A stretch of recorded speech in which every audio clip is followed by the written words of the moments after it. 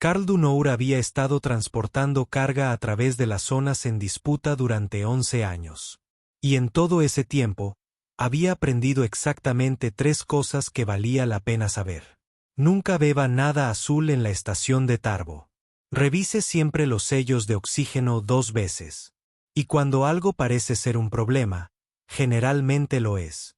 El brazo que se alzaba del barro parecía un problema. Tiró hacia atrás de las barras de guía de su moto voladora. Las bestias mecánicas gemelas que iban detrás de él se detuvieron con un ruido metálico al oír el sonido de las juntas hidráulicas. Las máquinas, las llamó Bert y Ernie, aunque su fabricante les había dado la designación considerablemente menos encantadora de unidades de carga autónomas MK7, cambiaron sus patas segmentadas y se pusieron en modo de espera, sus conjuntos de sensores barriendo el horizonte con la diligencia de criaturas que nunca se aburren. La fuerza de Kesar se extendió a su alrededor como una lección de decepción. El planeta había sido vendido a colonos como la próxima frontera agrícola unos 40 años atrás, justo antes de que los sistemas acuíferos colapsaran y dejaran a 3 millones de colonos preguntándose por qué cambiaron cómodos apartamentos en Marte por polvo, calor y el placer distintivo de ver sus sueños evaporarse. La mayoría se había ido. Los más testarudos se quedaron, ganándose la vida en campamentos mineros y estaciones de relevo diseminadas por los varones. Karl simplemente estaba de paso. Tenía una bodega de carga llena de filtros purificadores de agua con destino al puesto avanzado Gamma 7, y absolutamente ningún interés en el drama que se estaba desarrollando en el lecho seco del río que se avecinaba. El brazo se elevó más alto. Fue escalado. No eran las suaves escamas sintéticas de una modificación cosmética, sino escamas biológicas genuinas que captaban la luz ámbar del hijo de Kasari y la proyectaban en patrones de un profundo color esmeralda y oro. Los dedos eran largos, con uñas que parecían más bien garras en las puntas, y se aferraban al aire con la desesperada debilidad de alguien que ha estado inmóvil durante demasiado tiempo. No, dijo Karl en voz alta. Tenía una política de involucrarse en los problemas de otras personas, y esa política era amplia en su simplicidad. No. Empezó a girar la moto voladora. El brazo cayó de nuevo al barro con un golpe húmedo y algo que podría haber sido una palabra emergió desde la dirección general del lecho del río. Algo alto y roto e inequívocamente temeroso. Karl se detuvo. Tenía 42 años. Había servido durante 8 años en las fuerzas de defensa colonial antes de decidir que recibir disparos a cambio de una pensión del gobierno no era su idea de pasar un buen rato. Tenía cicatrices en lugares en los que no le gustaba pensar. Una exesposa en Titán que había dejado muy en claro que no quería volver a ver su rostro y un profundo talento para ocuparse de sus propios asuntos. El sonido se escuchó de nuevo. Definitivamente una palabra esta vez. Definitivamente aterrorizado. Me voy a arrepentir de esto, murmuró y se bajó de la moto voladora.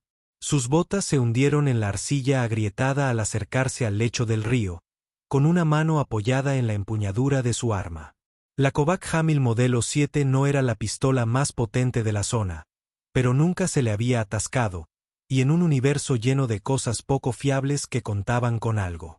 La celda de energía azul del arma proyectaba un brillo frío contra su chaqueta de cuero marrón mientras la desenfundaba, sin apuntar a nada todavía, simplemente listo. El lecho del río llevaba décadas seco, pero las lluvias recientes, raras como diamantes en este mundo, habían dejado charcos poco profundos de agua fangosa en las depresiones más bajas. En uno de esos charcos, ahora podía ver formas. 3 de ellos, humanoides, pero no humanos, yacían tumbados en el lodo, con solo la cara fuera del agua, sus cuerpos cubiertos de tanto lodo que se mimetizaban casi a la perfección con la tierra que los rodeaba. Draenidos. Karl no había visto un dracónido en persona desde sus días de servicio, pero no las olvidó. Eran una de las pocas especies inteligentes de la galaxia conocida que podían hacer sentir a los humanos como si hubieran recibido la peor parte de la evolución. Altas, escamosas, con rostros que mezclaban lo elegante con lo ligeramente aterrador, como si alguien le hubiera pedido a un escultor que creara algo hermoso, pero también quizás un poco dragontino. Y el escultor había dado en el clavo. Estas tres eran mujeres, a juzgar por los patrones de las crestas craneales, y estaban en mal estado. El barro acumulado en sus cuerpos era deliberado. Carl podía ver las marcas donde se lo habían manchado, pero debajo estaban desnudas, temblando y claramente exhaustas. La que había levantado el brazo era la más cercana a él. Sus ojos, pupilas verticales en iris color cobre fundido, seguían sus movimientos con una mezcla de miedo y desesperada esperanza. «Por favor», dijo. Su estandarte era acentuado pero claro. «Ayúdennos». Carl miró a las tres mujeres draenidas. Miró el horizonte donde el sol comenzaba su largo descenso hacia el atardecer. Miró su moto voladora, su mochila, bestias, y la carga que no iba a ser entregada sola. Entonces volvió a mirar a las mujeres y notó lo que debería haber notado de inmediato. Las marcas alrededor de sus muñecas, quemaduras de inmovilización, del tipo que se produce por esposas magnéticas demasiado largas y apretadas. «¿Quién te busca?», preguntó. El que había hablado. Sus escamas mostraban patrones de un verde más profundo entre el oro. Y su rostro, estrecho y de rasgos afilados, se estremeció. «Cosechadores», dijo. «Nos sacaron del transporte hace 3 días. Escapamos cuando pararon». Ella se interrumpió y Carl no necesitó que terminara. Él sabía lo que hacían los cosechadores cuando se detenían. Los cosechadores era el término educado para referirse a los sindicatos de tráfico de carne que operaban en los espacios entre el espacio civilizado. Trataban con cualquier cosa biológica que pudiera generar ganancias. Órganos, material genético, personas enteras, si el mercado fuera favorable. Las dracónidas, con su bioquímica única y sus escamas regenerativas, alcanzaron precios elevados en los mercados equivocados. «¿Cuántos?», Carl preguntó. 7. Tienen un rastreador 2 kilómetros atrás. Cuando se dieron cuenta de que nos habíamos ido, comenzaron a buscar en las llanuras. Encontramos el río y ella hizo un gesto débil hacia el barro. Fue una buena táctica de supervivencia. La temperatura corporal de los dracónidos era inferior a la de los humanos y el barro enmascaraba lo que quedaba de su firma térmica. Si se hubieran quedado quietos y hubieran mantenido sus caras apenas por encima del agua, un escaneo casual podría no detectarlos en absoluto.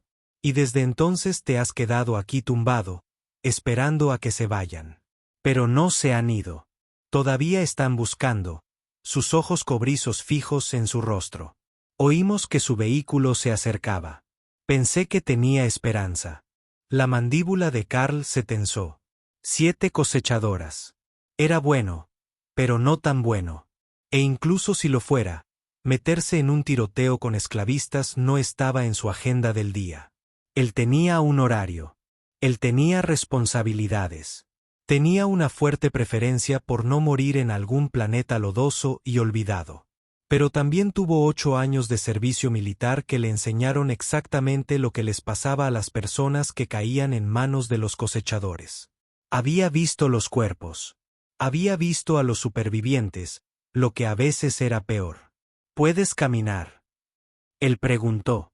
La segunda dracónida, esta con escamas que iban del cobre al óxido y una complexión más ancha y fuerte que la primera, se incorporó apoyándose en sus brazos. «Podemos caminar», dijo. Su voz era más profunda y más áspera. «Podemos correr si es necesario. No tendrás que correr, pero tendrás que moverte ahora». Enfundó su arma y extendió una mano hacia el primero. «Me llamo Carl. Podemos presentarnos como es debido más tarde, cuando no estés tirado en un pantano». Ella le tomó la mano. Su agarre era débil, su piel fría bajo el barro seco, pero se incorporó con una determinación que Carl reconoció. La determinación de alguien que había decidido que morir no estaba en sus planes. «Soy Tesil», dijo. «Mis compañeros son Morgan». Asintió con la cabeza hacia la de escamas cobrizas y hacia Isulta. La tercera draenida ya se estaba levantando, sus escamas del pálido azul plateado del hielo ártico. Su movimiento era lento pero firme. 3 mujeres dracónidas desnudas, exhaustas y cubiertas de barro.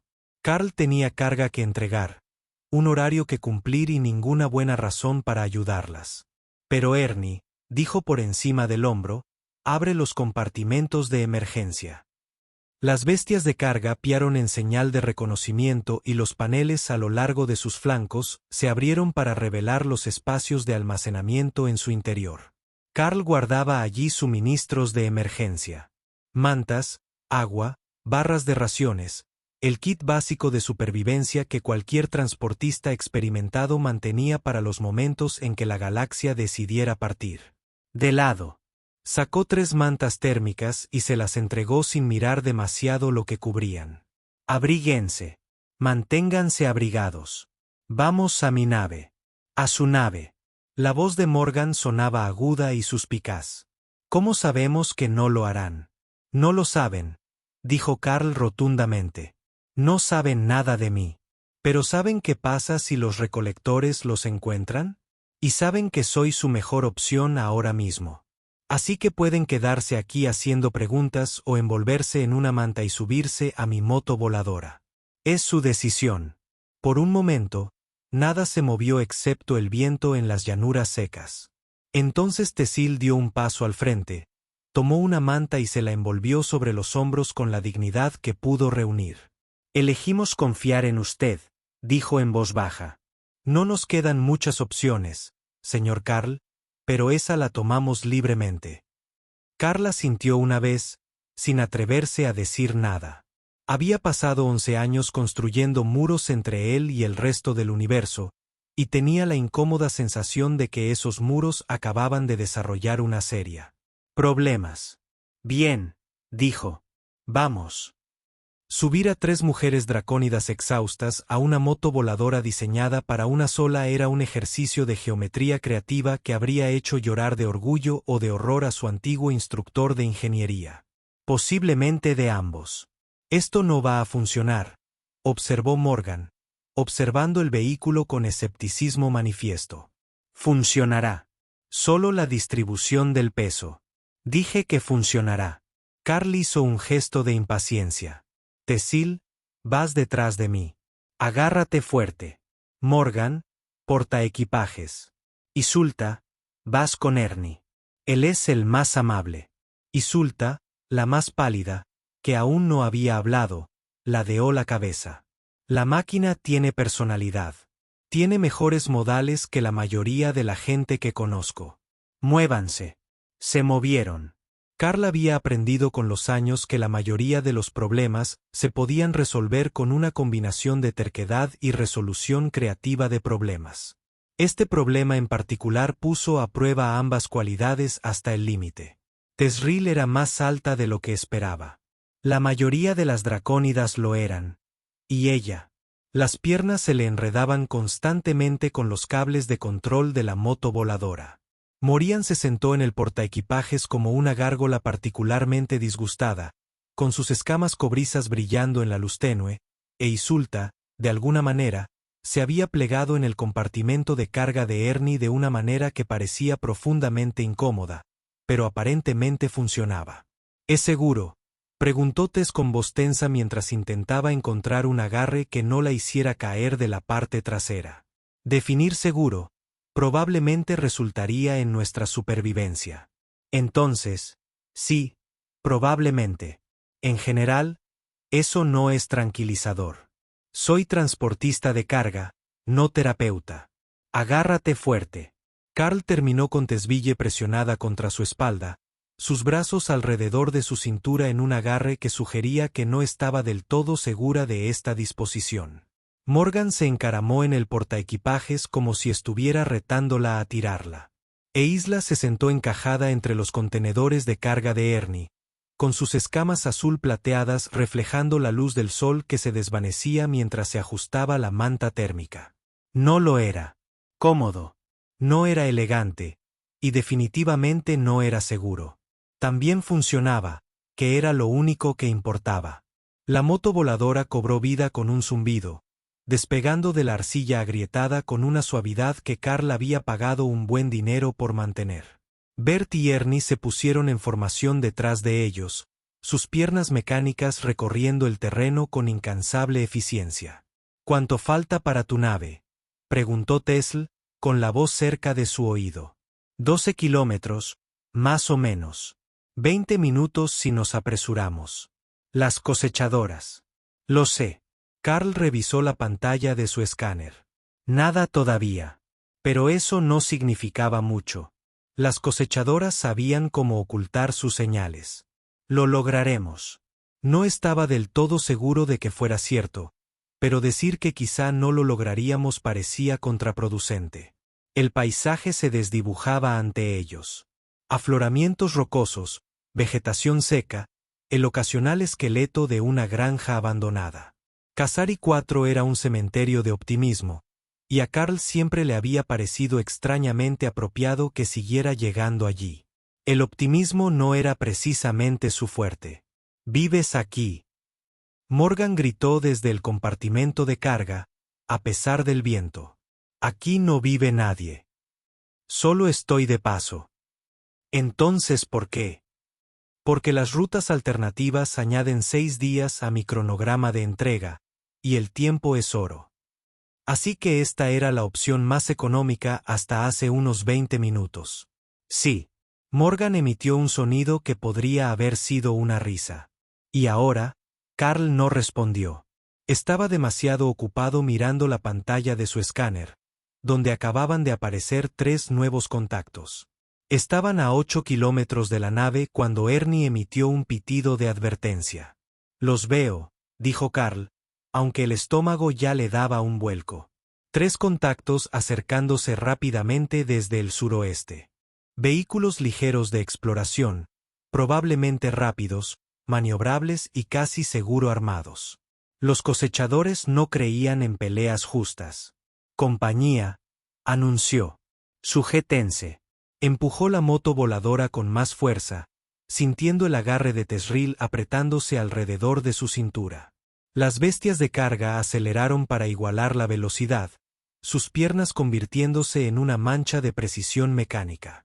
Tras ellos, los 3 contactos acortaron la distancia con la paciencia de depredadores que saben que su presa no puede escapar. 7 kilómetros 6. «Están ganando terreno», observó Morgan. Su voz, extrañamente tranquila, noté. «¿Puede esta cosa ir más rápido?». «No sin sacudirte. Y antes de que preguntes, sí, eso sería malo». 5 kilómetros, Carl. La voz de Tesil era tensa. «Si no lo logramos, lo lograremos. Pero si no, moriré sabiendo que hice lo correcto por una vez en mi miserable vida. Ahora cállate y déjame concentrarme». Tomó una decisión. Fue una mala decisión. El tipo de decisión que lo mantendría despierto por la noche durante años, suponiendo que viviera lo suficiente para tener noches. Bert Ernie. Protocolo defensivo 7. Retrasar la persecución. Las bestias de la manada piaron en señal de reconocimiento y se separaron de la formación, girando de nuevo hacia los contactos que se acercaban. No eran plataformas de armas. Eran transportadores de carga, pero eran pesados, rápidos y estaban equipados con el tipo de respuestas automatizadas para evitar colisiones que podían reutilizarse creativamente cuando fuera necesario. «Sus máquinas», dijo Tesil, «serán destruidas. Nos darán tiempo». Carl mantuvo la mirada al frente. Estaban asegurados. Era mentira. Había sido dueño de Bert y Ernie durante 7 años. Él mismo había reconstruido sus articulaciones, mejorado sus procesos, pasado incontables noches asegurándose de que funcionaran a la perfección. Eran lo más cercano a la familia que le quedaba. Tras ellos, oyó el primer disparo. «Carl», empezó Tesil. «Lo sé. Lo siento. No te preocupes. Solo aguanta». 4 kilómetros 3. El motor de la moto voladora silbó en protesta cuando Carl la exigió más allá de sus límites recomendados. Las luces de advertencia parpadearon en su pantalla. Alertas de temperatura, indicadores de estrés, todas las pequeñas señales que le indicaban que estaba a punto de romper algo caro. Las ignoró como ignoraba la mayoría de las cosas sobre las que no podía hacer nada de inmediato. Ahí. La voz de Isula atravesó el ruido del motor, la primera palabra que pronunciaba desde que dejaron el lecho del río. Señalaba hacia adelante, donde la maltrecha figura de la nave de Carl se agazapaba en la plataforma de aterrizaje como un pájaro cansado, esperando a que su dueño volviera a casa. La Margarita. No era bonito. Era un carguero de clase Hernández de 20 años con más parches que el casco original, una personalidad que, con generosidad, podría describirse como irritable y con tendencia a emitir sonidos alarmantes en momentos inoportunos. Pero era funcional. Estaba armado. Y ahora mismo era lo más hermoso que Carl había visto en su vida. A 2 kilómetros. El tiroteo tras ellos se intensificó y luego se detuvo. La pantalla de Carl mostró que la señal de Bert se apagaba. Un momento después, Ernie lo siguió. 7 años. 7 años de actualizaciones de mantenimiento. El tipo particular de apego que se forma entre una persona y las máquinas que la mantienen viva en el vacío. Desaparecido en 30 segundos. Lo siento, repitió Tesil más tarde. No podía pensar en ello ahora. No podía permitírselo. La rampa de la nave ya estaba descendiendo mientras se acercaban. Carl había activado el sistema remoto en cuanto aparecieron los contactos en su escáner. No redujo la velocidad, simplemente apuntó la moto voladora hacia la abertura y rezó para que su sincronización fuera tan precisa como creía. Así fue. Subieron la rampa a toda velocidad, con la parte inferior de la moto voladora raspando metal al entrar en la bodega de carga. Carl apagó el motor, salió del vehículo y corrió hacia la cabina antes de que las mujeres terminaran de desenredarse de las diversas configuraciones en las que las había metido. «Abróchense los cinturones», gritó por encima del hombro. «A donde sea. Abróchense los cinturones».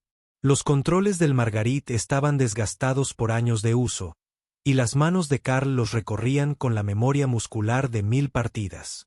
Encendido de motores. Protocolos de elevación. Activación de escudos. La nave se estremeció, crujió y comenzó a ascender con el entusiasmo de un perro jubilado al que se le pide que recoja algo una vez más. A través de la ventana de la cabina, pudo ver los 3 vehículos de exploración coronando una colina cercana. Eran objetos elegantes y angulares pintados del negro mate preferido por los recolectores, el color de quienes no querían ser identificados. Ya estaban abriendo fuego. Los rayos de energía impactaron contra los escudos del Margarit, y Carl sintió que la nave se sacudía bajo él como si se sintiera personalmente ofendida. «Vamos, vieja», murmuró. Una vez más, igual que el trabajo de Tala. Los motores arrancaron a fondo y la nave se elevó con un rugido que le hizo rechinar los dientes. Los exploradores se desvanecieron bajo ellos, sus armas ineficaces contra una nave en pleno vuelo. En cuestión de segundos, el Margarit ascendía a través de la tenue atmósfera de Keseri 4, dejando atrás la polvorienta superficie. Carl no se relajó hasta que salieron de la órbita. Solo entonces se dejó caer en su silla, con el corazón latiendo con fuerza y las manos temblando ligeramente. Lo había logrado. Estaban a salvo.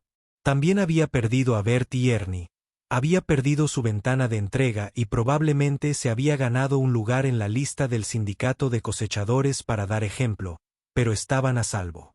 Supuso que eso contaba como una victoria. La puerta de la cabina se abrió y Tesil apareció en la puerta. Se había limpiado el barro más grueso de alguna manera y se había envuelto en una de las mantas térmicas como una toga. Sus escamas reflejaban la tenue luz de la cabina, brillando esmeralda y oro, y sus ojos cobrizos estaban fijos en su rostro con una intensidad que hacía que Carl quisiera mirar a cualquier otro lado. «Nos salvaste», dijo. «Arriesgaste tu vida, tu nave, tú». Hizo una pausa, buscando la palabra. «Tus compañeros, los mecánicos. Los perdiste por nuestra culpa». «Los perdí porque los recolectores son escoria», dijo Carl. Se volvió hacia los controles, comprobando el rumbo y haciendo todo lo posible para evitar mirarla a los ojos. No por tu culpa. Esta es una distinción sin sentido. Tal vez, se encogió de hombros. Pero es la distinción que elijo hacer. Cecil se quedó en silencio por un momento.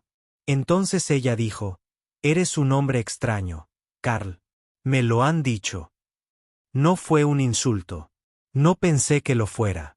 Finalmente la miró. ¿Cómo están los demás? Morgan está cuidando a Isla. Ella era. No fueron amables con ella. La mandíbula de Tezril se tensó y Carl vio algo peligroso parpadear en esos ojos cobrizos. Si hubiéramos permanecido en sus manos mucho más tiempo, no lo habríamos hecho. Eso es lo que importa. ¿Por qué? La pregunta fue aguda y repentina. ¿Por qué nos ayudaste? Podrías haberte ido. Querías irte. Lo vi en tu cara. ¿Por qué no lo hiciste? Carl permaneció en silencio durante un largo rato.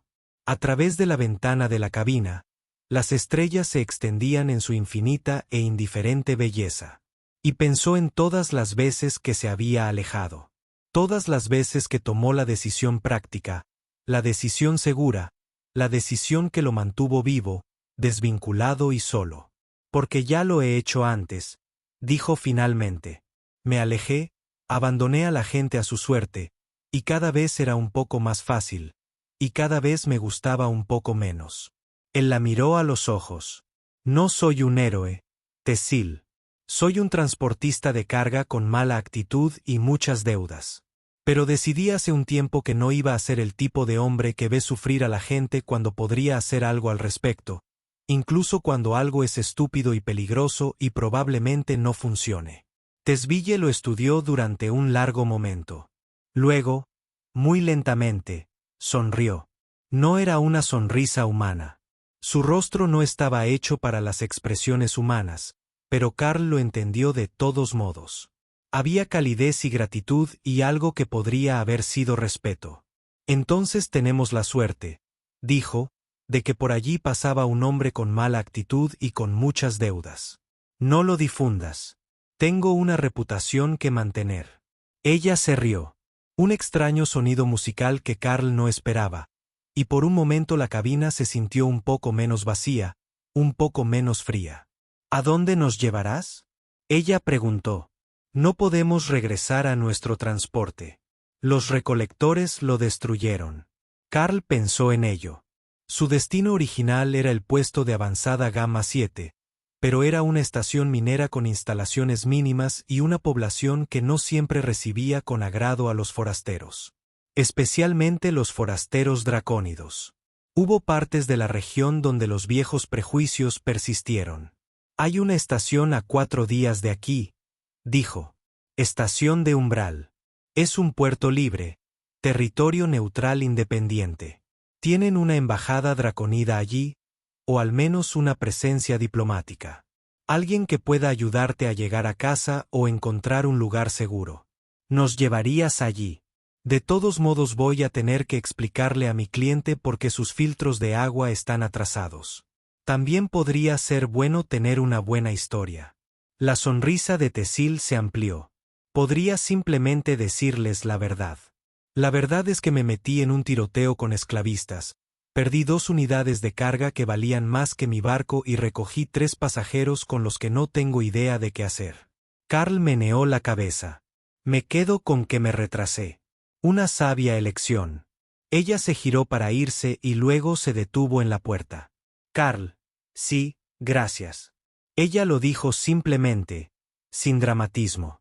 Y de alguna manera eso hizo que me golpeara más fuerte que cualquier expresión elaborada de gratitud. Sean cuales sean tus razones, lo que sea que pienses de ti mismo, gracias. Ella se fue antes de que él pudiera saber cómo responder. Los siguientes 4 días establecieron un ritmo que Carl nunca había anticipado y no estaba completamente seguro de cómo procesar. Había vivido solo en Margarite durante la mayor parte de una década. El barco estaba diseñado para una tripulación de 3 personas, pero él se había acostumbrado al silencio, a las comidas solitarias y a las largas horas con solo sus propios pensamientos como compañía. Tener 3 pasajeros, 3 pasajeros dracónidos nada menos, sumió toda su existencia en un caos delicioso y agotador. La primera mañana se despertó con el sonido de un canto. No era canto humano. La melodía era extraña, construida sobre intervalos y armonías que sus oídos no podían procesar, pero era innegablemente hermosa. Siguió el sonido hasta la bahía de carga, donde Tesil estaba parada cerca de la ventana, su voz llenando el espacio industrial con algo que sonaba como la luz del sol traducida en sonido. Ella se detuvo cuando lo notó. «Pido disculpas. ¿Te desperté?» «Sí». Carl se frotó los ojos. «No te disculpes, eso fue». «¿Qué fue eso?» «Un himno matutino. Una tradición de mi mundo natal. Cantamos para saludar el amanecer». Hizo una pausa y miró las estrellas que pasaban por la ventana. «Aquí no amanece, claro está, pero la costumbre persiste. Es hermoso. Gracias». Ella pareció sorprendida por el cumplido. La mayoría de los humanos encuentran incómoda la música draconida. Nuestro rango vocal se extiende a frecuencias que vuestra especie percibe como angustiosas. He oído cosas inquietantes. Eso no fue angustioso. Ella sonrió. Esa sonrisa extraña, nada humana, y Carl se encontró devolviéndole la sonrisa. Las mujeres tomaron posesión de su bahía de carga con una eficiencia que rayaba en lo aterrador. A pocas horas de su escape, habían transformado el espacio industrial en algo parecido a un cuartel usando mantas de repuesto, redes de carga y lo que Carl estaba bastante seguro que eran piezas de su kit de reparación de emergencia. Cuando le señaló que podría necesitar esas piezas, Morgan le dirigió una mirada que sugería que estaba siendo innecesariamente dramático. «Los reemplazaremos cuando lleguemos a la estación», dijo. «Te preocupas demasiado, Carl. Preocupándome es como me mantengo vivo. Entonces quizás deberías intentar vivir». Fue el tipo de comentario que no debería haber sido tan duro. El segundo día trajo discusiones sobre comida. Las provisiones de Carl eran el típico encontrare. Paquetes de raciones diseñados para la nutrición más que para el sabor. El tipo de comida que te mantenía vivo sin hacerte especialmente feliz de estar vivo. Tesil echó un vistazo a su despensa y emitió un sonido que Carl interpretó como una profunda decepción. ¿Comes esto? Es comida. Técnicamente es comida. Sí, de la misma manera que una piedra es técnicamente una silla si te sientas en ella. Me he sentado en piedras peores. Ese no es el argumento convincente que pareces creer. Pasó las siguientes 3 horas reorganizando toda su cocina, combinando los componentes de las raciones de maneras que Carl nunca había considerado, y produciendo resultados que realmente sabían a algo más que a cartón.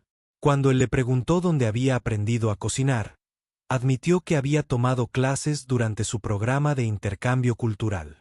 «La cocina humana me fascina», dijo. «Tantos sabores, tantas tradiciones. Cada mundo, cada cultura, cada familia tiene recetas diferentes. Es como leer un libro de historia que te puedes comer. Es una forma extraña de pensar en la comida. ¿Verdad? La comida es memoria, Carl. Es conexión. Es la forma más básica en que nos cuidamos los unos a los otros». Le entregó un plato de algo que olía increíble. «Coma». Comió. Estaba bueno. Realmente bueno. «¿De dónde sacaste las especias?», preguntó con la boca llena. «Tu kit de emergencia». Tenías condimentos sorprendentemente sofisticados para un hombre que come cartón. Esos eran para intercambiar. Ahora son para cenar. Puedes cobrarme después. Resultó que Tesil era hija de una familia de comerciantes dracónidos, adinerada, educada y completamente desprevenida para las realidades de los viajes galácticos. Regresaba de un programa de intercambio cultural en uno de los mundos coloniales humanos cuando su transporte fue emboscado, y hablaba de su familia con ese tipo de afecto casual que le hacía doler el pecho a Carl de maneras que no quería analizar. «Demasiado cerca. Mi madre se pondrá furiosa cuando se entere de lo que pasó», dijo Tesil durante la cena de la segunda noche. La cena se recalentaba, Paquetes de raciones que de alguna manera había transformado en algo casi apetecible añadiendo especias que Carl desconocía. No conmigo, ¿entiendes? En la empresa de transporte, amenazará con demandas. Enviará comunicaciones enérgicas a las autoridades reguladoras. Es muy buena con las comunicaciones enérgicas. Suena aterrador, dijo Carl. Lo es, pero con cariño. Morgan era más un misterio. Su acento la situaba en un mundo colonial en lugar del mundo natal de los dracónidos, y se movía con la economía de movimientos de una luchadora que denotaba entrenamiento. Carl lo reconoció. Cuando le preguntó, admitió que había servido en la milicia de su colonia antes de empezar a trabajar como guardia de transporte. El transporte en el que íbamos, dijo. Se suponía que debía proteger a los pasajeros. Fallé. ¿Estás vivo?, señaló Carl. Están vivos. Eso no es un fracaso. Tampoco es un éxito. La mayor parte de la vida no lo es. No significa deja de intentarlo. Morgan lo miró con extrañeza después de eso, y Carl se retiró a la cabina antes de que la conversación se volviera más filosófica. Isilta era la más joven, apenas una adulta para los estándares dracónidos, y había sido la más afectada por su cautiverio. Hablaba rara vez, se movía con cautela y se estremecía ante sonidos inesperados. Pero al tercer día, Carl la encontró en la sala de máquinas, examinando el anticuado ensamblaje de su reactor con una expresión de horror fascinado. Esto se mantiene unido con esperanza y compuesto adhesivo, dijo. Era la frase más larga que había pronunciado en su presencia. Y rezar, añadió Carl. No olvides rezar. Yo no rezo. Entonces la esperanza y el compuesto adhesivo tendrán que bastar. Casi sonrió. No fue mucho, solo un leve tic en la comisura de sus labios, pero Carl lo consideró un progreso. Estudié ingeniería, ofreció Isula, con la voz aún tranquila pero más firme que antes. Antes quería diseñar naves. Sí. ¿De qué tipo? Exploradoras. Naves que pudieran ir más lejos que nadie antes. Encontrar nuevos mundos. Nuevas especies. Descubrir cosas que nadie sabía que existían. Hizo una pausa. Ahora parece una tontería. A mí no me parece una tontería. Lo miró, sus escamas pálidas reflejando la luz parpadeante de la sala de máquinas. ¿En serio? Quiero decir que querer descubrir cosas es de lo menos tonto que se me ocurre. El universo es grande y casi vacío, y no le importamos ninguno de nosotros, pero de vez en cuando alguien construye una nave, va a un lugar nuevo y regresa con historias. Eso no es una tontería. Es valiente. Isulta guardó silencio un largo rato. Luego dijo, hay que cambiar la línea principal del refrigerante. Se ha parcheado demasiadas veces. Estás perdiendo eficiencia. Lo sé. Podría arreglarlo si tienes repuestos. Carl lo pensó. No solía dejar que la gente tocara sus motores. La Margarita era muy particular con quien hurgaba en sus entrañas. Pero algo en la expresión de Isilta le decía que necesitaba esto. Necesitaba sentirse útil, capaz, algo más que una víctima. Casilleros de repuestos en la bodega de carga. Dijo. Tercer estante desde abajo. No toques nada que brille. ¿Brilla algo? Probablemente no, pero compruébalo de todos modos. Casi sonrió de nuevo, un poco más ampliamente esta vez, y se dirigió a la bodega de carga con algo parecido a un propósito en sus pasos. Para el cuarto día, Carl se había acostumbrado a encontrar escamas en el desagüe de la ducha, al olor del té especiado que Tesil seguía preparando en su cocina, al sonido de 3 voces llenando espacios que habían permanecido en silencio durante demasiado tiempo. Era extraño. Era incómodo. Se dio cuenta con algo parecido a la alarma, agradable. Esto era un problema.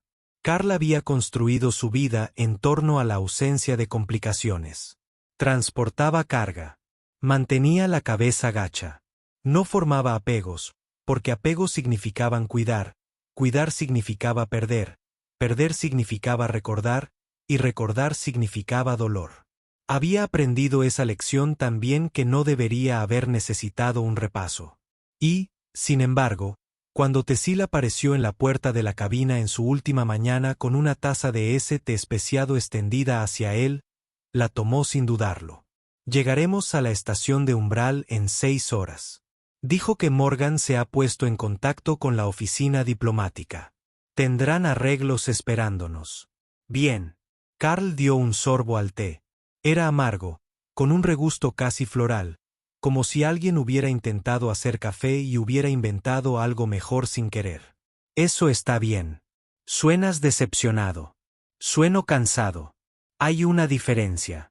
Tesil se acomodó en el asiento del copiloto, su asiento de copiloto, el que nadie se había sentado desde los primeros días, cuando aún había sido lo suficientemente insensato como para aceptar parejas, y dobló las piernas debajo de ella en una postura que no debería haber parecido cómoda, pero de alguna manera lo era. He estado pensando, dijo, un hábito peligroso. Sobre ti. Ignoró su evasiva con la naturalidad de la práctica sobre por qué hiciste lo que hiciste. Me dijiste que no quería ser el tipo de hombre que ve sufrir a la gente, pero esa no es toda la verdad, ¿verdad? Carl mantuvo la vista fija en sus instrumentos. Es suficiente verdad. Creo que Tesil dijo con cuidado que tú mismo has estado sufriendo durante mucho tiempo y creo que nos salvaste porque salvar a otros es más fácil que salvarte a ti mismo. La cabina estaba muy silenciosa. El único sonido era el zumbido de los motores y el suave pitido de los sistemas de navegación haciendo su trabajo. Es una teoría bastante acertada, dijo Carl. ¿Me equivoco? Quería decir que sí. Quería descartar su observación con una broma, una evasiva, uno de los innumerables mecanismos de defensa que había perfeccionado con los años. Pero algo en la forma en que lo miraba sin compasión, sin juzgar, solo con una especie de suave claridad, hizo que las mentiras se le atascaran en la garganta. Mi esposa me dejó, dijo. Las palabras salieron más ásperas de lo que pretendía. Hace 8 años, tuvimos una hija, Maya. Tenía 4 años. Se fue con su madre a Titán. Y no luché por la custodia. Me dije que era porque estarían mejor sin mí. Pero la verdad es que tenía miedo. Miedo de fallarle. Miedo de verla crecer y ver todas las formas en que la decepcioné. Se rió, y sonó hueco incluso para él mismo. Así que huí, acepté trabajos en los confines del espacio civilizado, me aseguré de no estar nunca en un mismo lugar el tiempo suficiente para pensar en lo que había dejado atrás. He estado huyendo desde entonces. ¿Te arrepientes? Cada día, cada vez que veo a una niña de su edad, me pregunto qué aspecto tendrá ahora, cómo sonará, si me recuerda o si solo soy una vaga figura en su memoria, el padre que no estuvo allí. Tesril guardó silencio un momento. Luego extendió la mano y la colocó sobre la de él, sus dedos escamosos frescos contra su piel, su toque ligero pero presente. No puedes cambiar lo que has hecho, dijo, pero puedes cambiar lo que hagas después. Tal vez sea hora de dejar de correr, Carl. Tal vez sea hora de volver a casa. Miró su mano sobre la suya, el contraste de escamas verdes y piel humana curtida, y algo se movió en su pecho. Algo que había estado encerrado durante tanto tiempo que casi había olvidado su existencia. Sí, dijo. Tal vez lo sea. La estación Umbral flotaba en la oscuridad del espacio como una ciudad que hubiera decidido que la gravedad era opcional. Una extensa colección de anillos de acoplamiento, módulos de hábitat y sectores comerciales que habían crecido orgánicamente a lo largo de las décadas hasta convertirse en algo que desafiaba cualquier clasificación fácil. Era un puerto libre, lo que significaba que recibía con los brazos abiertos a cualquiera con créditos para gastar y la sensatez de no causar problemas. Y era territorio neutral, lo que significaba que las diversas potencias que competían por el dominio en este sector habían acordado fingir que no querían controlarlo. Carl guió a la Margarite hacia un nacimiento en el anillo exterior y comenzó los protocolos de aterrizaje mientras sus pasajeros se preparaban para desembarcar. A través de la ventana de la cabina, pudo ver la lanzadera diplomática Draconid ya esperando. Una elegante nave en plata y esmeralda tripulada por oficiales que llevar a Tesil, Morgan e Isulta a un lugar seguro. Este era el final. 4 días de compañía inesperada. Y ahora volvería a su vida normal, vacía y solitaria. La idea debería haber sido reconfortante. No lo fue. Carl. La voz de Morgan llegó desde la puerta de la cabina. Estamos listos. Asintió, sin darse la vuelta. Los acompañaré a la esclusa de aire. La bodega de carga lucía extraña sin el espacio habitable improvisado de sus pasajeros. Se habían limpiado con la característica limpieza draconiana, dejando solo el tenue aroma a té especiado y el rastro de su presencia. Tesril estaba de pie junto a la esclusa de aire envuelta en una túnica apropiada que el equipo diplomático había enviado por adelantado, tela esmeralda a juego con sus escamas, bordada con patrones que probablemente significaban algo importante en su cultura. Se veía majestuosa, serena y completamente diferente a la refugiada cubierta de barro que había sacado del lecho de un río 4 días antes. Entonces, esto es una despedida, dijo. Parece que sí. Carl metió las manos en sus bolsillos porque no sabía qué más hacer con ellos. Tienes gente esperándote. Personas importantes que realmente pueden ayudar. Tú ayudaste. Te llevé en tu auto. Cualquiera podría haberlo hecho. Nadie lo hizo. Ella se acercó más y Carl se encontró incapaz de apartar la mirada de esos ojos cobrizos. Lo hiciste y marcó la diferencia. Detrás de ella, Morgan y Yula intercambiaron miradas que Carl no pudo interpretar. Isulta, tranquila, dañada. Yula realmente le sonrió. He hablado con el equipo diplomático, continuó Tesil.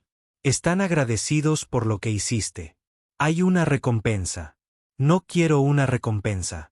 Sin embargo, se ha ofrecido una. Es sustancial. Ella hizo una pausa. Suficiente para reparar tu nave. Para comprar nuevas unidades de carga para reemplazar las que perdió. Tal vez, dudó, tal vez visitar cierta luna donde pudiera vivir cierta hija. A Carl se le cortó la respiración. Investigaste a mi familia. He buscado todo sobre ti. Tesil no mostró vergüenza por la admisión. Me salvaste la vida. Quería entender quién eras. Para saber si mi confianza estaba justificada.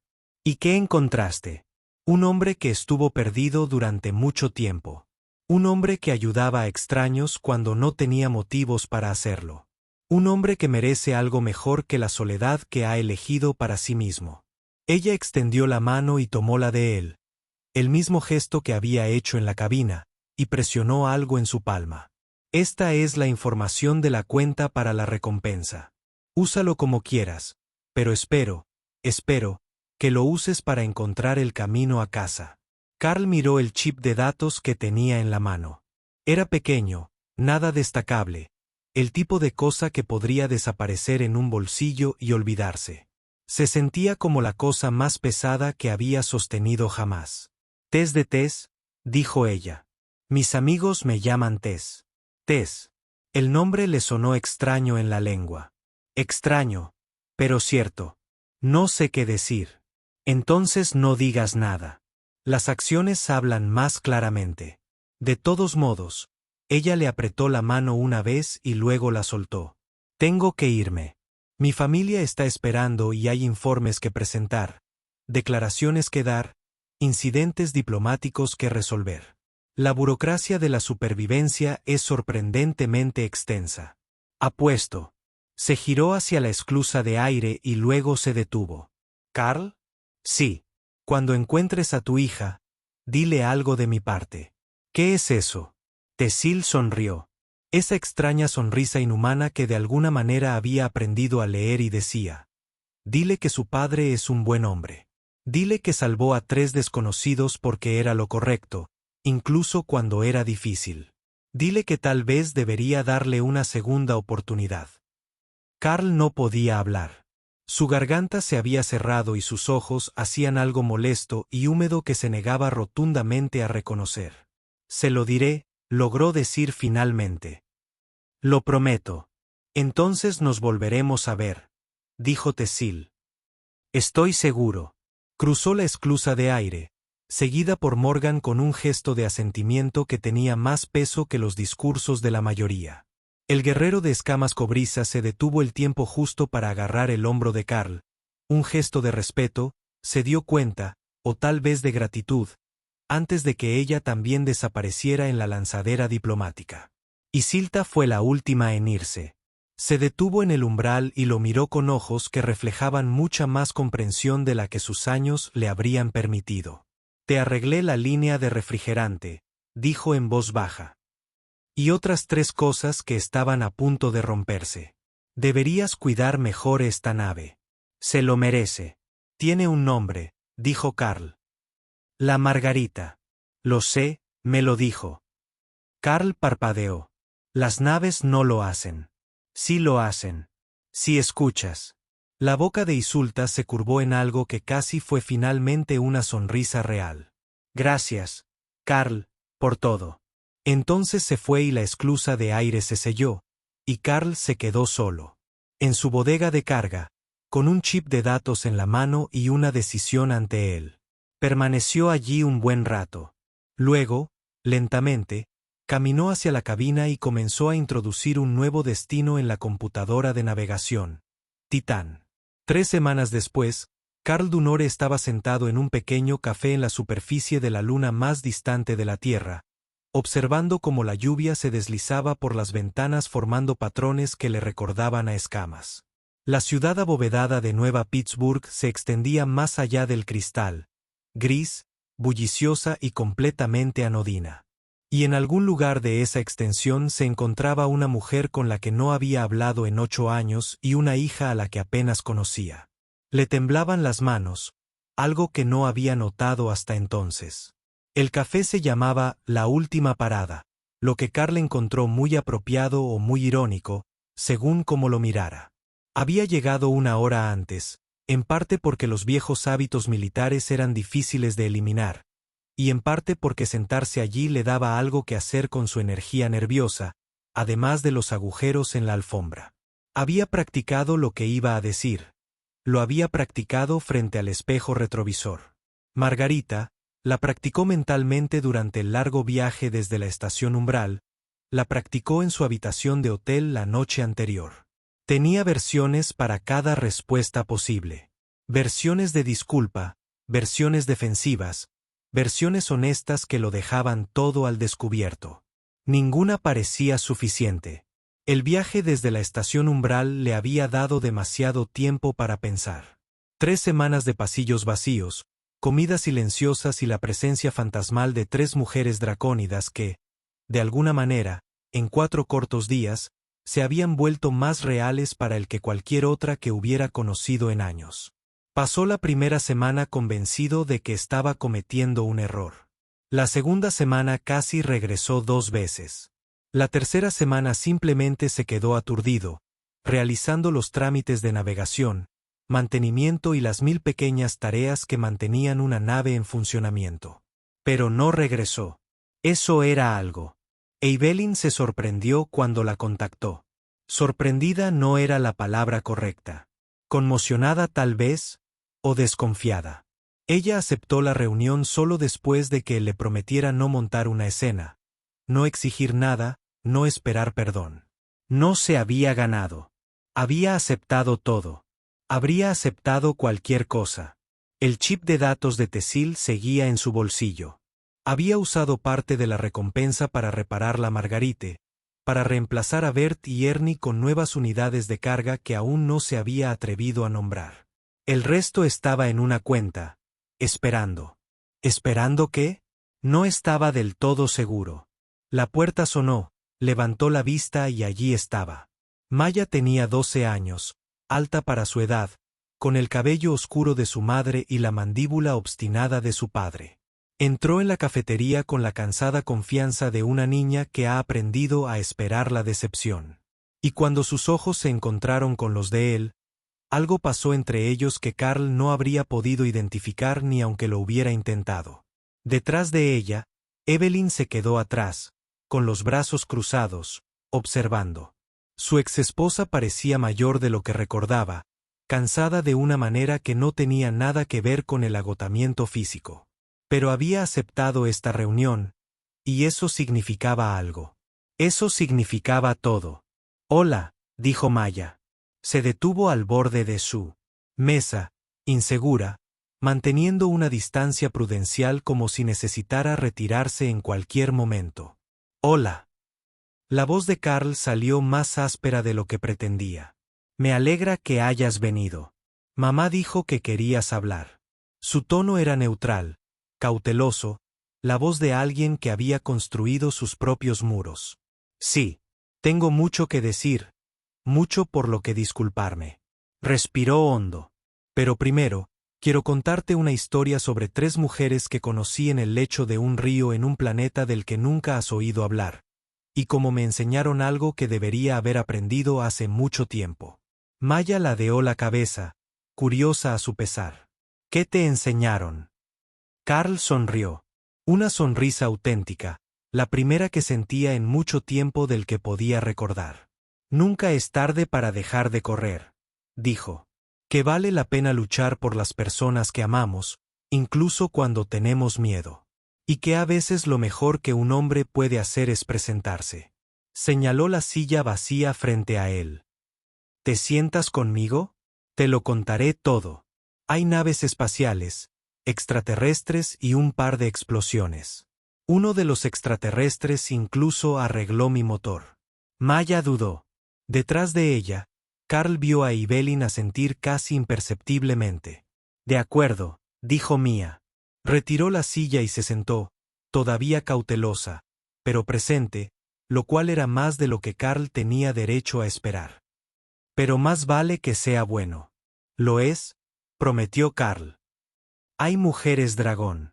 Los ojos de su hija se abrieron de par en par con la primera chispa de interés genuino, y Carl empezó a hablar. Le habló de Casari 4 y sus ríos muertos, del brazo que surgía del barro y de la decisión que casi había fallado. Le habló del coraje de Tesbille, la fuerza de Morgan y la brillantez silenciosa de Isela. Le habló de Bert y Ernie, de la persecución por las llanuras, de la margarita se elevaba hacia el cielo como un perro viejo que buscaba su último impulso. Le habló de los largos días de viaje, del té especiado en la cabina y de las conversaciones filosóficas con guerreros e ingenieros que habían visto lo peor que la humanidad podía ofrecer y habían decidido confiar. En fin, le habló del chip de datos en su bolsillo y de la pregunta que lo había atormentado durante 8 años, si merecía una segunda oportunidad y si tenía el valor de pedirla. Le habló de la mañana en que Tesil cantó en la bodega de carga, de las discusiones por la comida y de las conversaciones nocturnas sobre la familia, el miedo y las decisiones que nos definen. Le habló de la fuerza silenciosa de Morgan y de la lenta salida de Isilta del trauma.